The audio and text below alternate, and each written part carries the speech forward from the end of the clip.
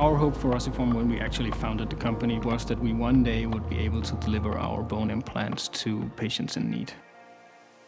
My name is Martin Bonde Jensen and I'm the CTO of Ossiform. Ossiform actually started out as a student project. We wanted to do something with 3D printing, we didn't know what. We got in connection with an associate professor and he set us up with the local hospital. We started out 2 students, 1 professor and a laboratory, and we have since then scaled to the Ossiform company that we are today.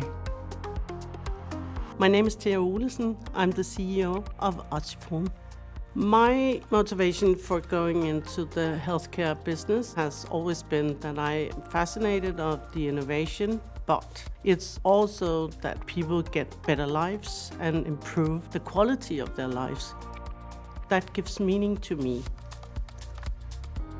The very special thing about the printing bone process is that we do it in a natural material. It's tricalcium phosphate and it's turning into real living bone.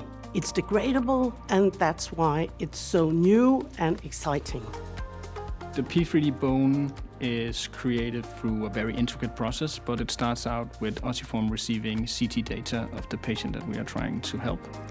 From that CT data, create an implant design. We transfer that implant design to our clean room production. We mix, we fill syringes, we transfer that syringe into our additive manufacturing system, where we print our implants, and we then post-process it, sterilize and package it. Scanning for Ossiform is very important. Not only is it a faster method of validation of our production, but when we are talking complex constructs like patient-specific implants, you don't have set dimensions that you can easily measure. So in order to measure that we are precisely fitting to the damage that we want to reconstruct, we have to utilize scanning technologies that can make sure that we are within the tolerances that we want.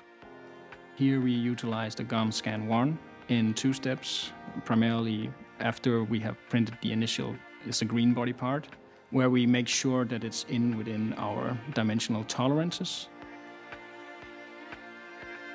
After we have then sintered that, we scan it again to make sure that we are within our final specifications.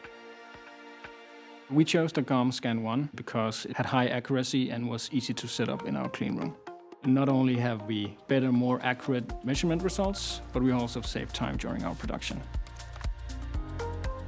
I hope the P3D bone technology will make sure that the reconstructions of the past is completely eliminated. We want to reconstruct patients back to what they were before damage. We want to make sure that they aren't admitted to hospitals for no longer that they actually need, so that their lives are greatly improved. This is what gives us the dedication and engagement every day. You know that there's somebody out there that will benefit from the work we do.